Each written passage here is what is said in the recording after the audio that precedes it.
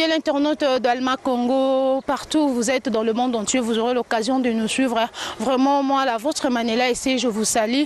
À travers votre espace Info à la Source, nous sommes aujourd'hui là pour vous faire voir au moment où Bino Boza Libanda Yamboka, Boza Kobanga, Ponama Ezoli Kanamboka, Boza na Makokite, Yakoya Kosala quelque chose, Bozo Banga la raison, Oyo Bino Moko Boyebi, mais na même moment on a payé Ezana Bana Yamboka Moussous, vraiment Bazako Lité, Oyo vraiment Bazako misé pour la jeunesse congolaise, pardon, Oyo Bazako Sala vraiment Makambu Yamine, na cadre wana, to Kolaki Sabino, Lelo, les amis de Philippe Kage, ambassadeur qui pardon massivement nakati ya l'arc original oba comme vraiment ba membre ya libela nakati ya organisation wana vraiment tokotika bino bolanda comment arriver ya ba membre ba jeune nyonso obaza ko se faire intégrer nakati ya Asbel les amis de Philippe Kage ndengi arrivé na bango ezalaki na 16e rue Lumete industriel en diagonale du village Plaza arrivé ya ba membre nyonso ya Asbel wana bayaki et après beaucoup de monde sont arrivé il y a Yemoko le président Philippe Kange le jeune vraiment au Kage le jeune vraiment oyo azako battre ou vraiment azako défendre ba jeune comme il faut et après beaucoup l'analyse arrivé il y a salutation il y a président Philippe Kage vis-à-vis ya ba autorité nyonso il y a arc original, l'arc original et puis beaucoup yoka présentation, puis beaucoup yoka mot de circonstance, puis présentation il y a membre nyonso collectif, il y a association arc original et puis l'Asbel les amis de Philippe Kage. Je vous laisse suivre ces éléments. Quant à moi, je vous dis au revoir. Retrouvons-nous après.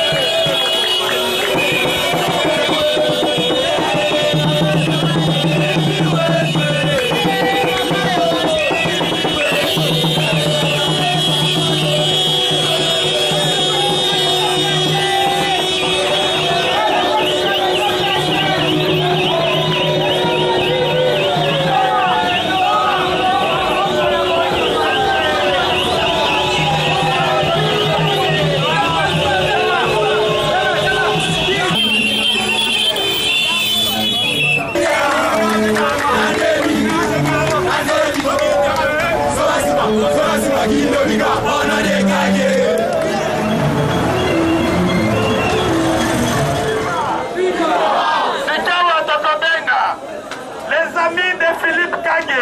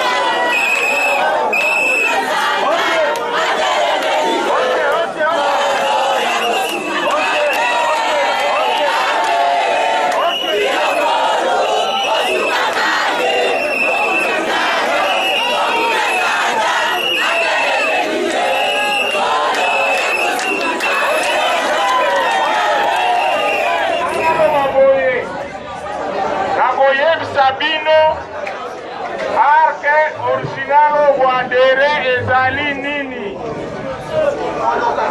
arc original ezali parti politique oyo ezopromouvoir oyo babengi développement à la base, développement ya baquartier, développement ya bavillage, développement ya bagroupement, développement ya basecteur, développement ya baterritoire, développement ya baprovince.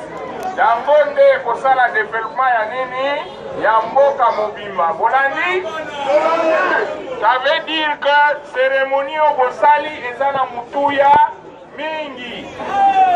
Oadere po bosala kobongisa mboka na bino, kobongisa place oyo bino nyonso bosali nini bofandi. Ya mibale arc original ezali parti ya majorité présidentielle. Bolandi? Arc original ezali parti ya majorité présidentielle. Autorité morale na biso ya majorité présidentielle ezali le Raïs Joseph Kabila Kabange.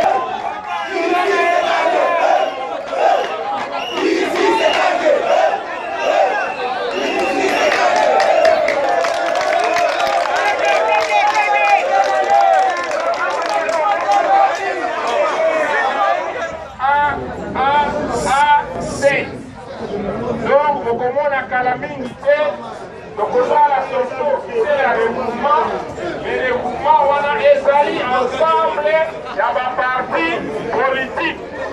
Donc, parti na parti, il faut un programme pour abimisa un candidat à Malam pour choisir une union pour adhérer.